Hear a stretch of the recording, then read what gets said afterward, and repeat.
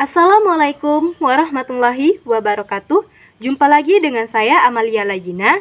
Pada video kali ini, saya akan membahas tentang sejarah pendidikan pada masa Orde Lama. Dari tahun 1945 sampai 1966.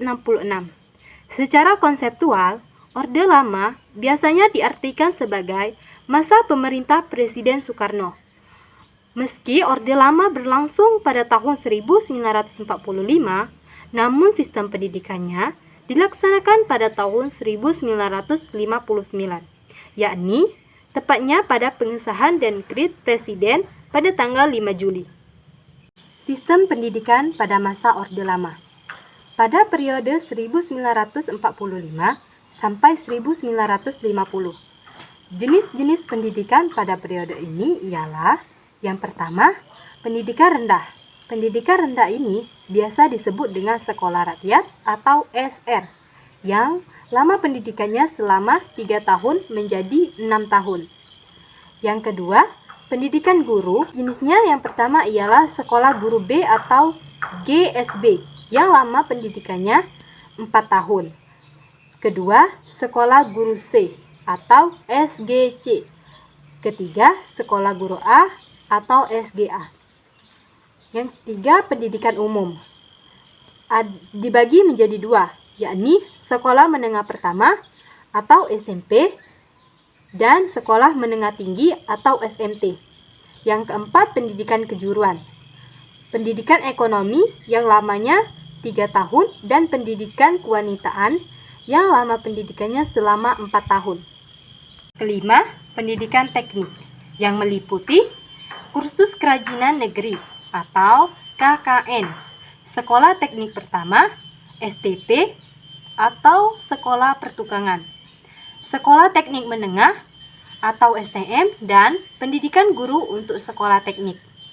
Yang keenam, pendidikan tinggi republik, sekolah tinggi republik, perguruan tinggi kedokteran dan kedokteran gigi, serta perguruan tinggi kedokteran 1. Yang ketujuh, pendidikan tingkat tinggi pada pendudukan Belanda. Didirikan suatu universitas darurat atau Nooduniversitas. Kemudian diganti nama menjadi Universitas Indonesia atau University van Indonesia. Dan pada periode 1950 sampai 1966 memiliki kebijakan pendidikan nasional. Di era ini dimulai dari pasal 30 Undang-Undang Dasar 1950 Republik Indonesia, yakni yang pertama, tiap-tiap warga negara berhak mendapat pengajaran. Kedua, memiliki pengajaran yang akan diikuti dengan bebas. Ketiga, mengajar adalah bebas dengan tidak mengurangi penguasaan yang dilakukan terhadapnya. Kurikulum pendidikan masa Orde Lama. Yang pertama, kurikulum rencana pembelajaran tahun 1945 sampai 1968.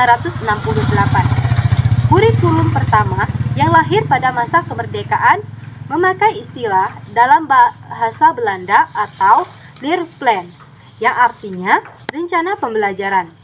Kurikulum yang berjalan saat itu dikenal dengan sebutan Rencana Pembelajaran 1947, yang baru dilaksanakan pada tahun 1950. Orientasi Rencana Pembelajaran 1947 tidak menekankan pada pendidikan pikiran.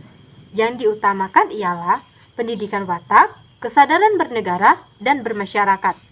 Yang kedua, kurikulum Rencana Pembelajaran terurai tahun 1952.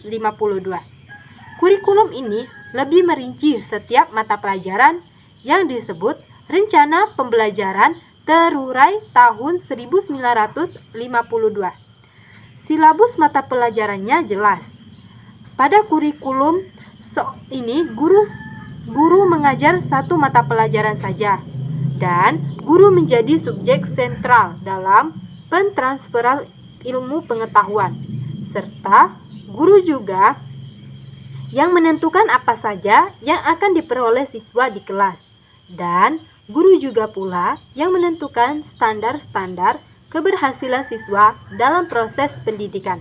Ketiga, kurikulum tahun 1964.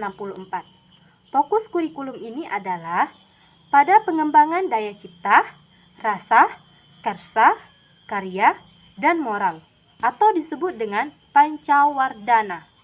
Perubahan kebijakan. Pada tahun 1950, diundangkan pertama kalinya Peraturan Pendidikan Nasional, yakni Undang-Undang Nomor 4 Tahun 1950. Kemudian disempurnakan dengan Undang-Undang Nomor 12 Tahun 1954 tentang dasar-dasar pendidikan dan pengajaran di sekolah. Pada Undang-Undang Nomor 22 Tahun 1961 tentang pendidikan tinggi, dilanjutkan dengan Undang-Undang Nomor 14 Tahun 1964 tentang Majelis Pendidikan Nasional dan Undang-Undang Nomor 19 Tahun 1965 tentang pokok-pokok sistem pendidikan nasional Pancasila. Tujuan pendidikan pemerintah pada masa Orde Lama menegaskan dalam Undang-Undang Nomor 4 Tahun 1950 Bab 2 Pasal 3 ialah untuk membentuk manusia susila yang cakap dan warga negara yang demokratis serta bertanggung jawab tentang kesejahteraan masyarakat dan tanah air. Baiklah, itu saja yang dapat saya sampaikan. Jika ada kesalahan dan kekurangan, saya mohon maaf. Saya akhiri. Wabillahi taufik wal hidayah. Wassalamualaikum warahmatullahi wabarakatuh.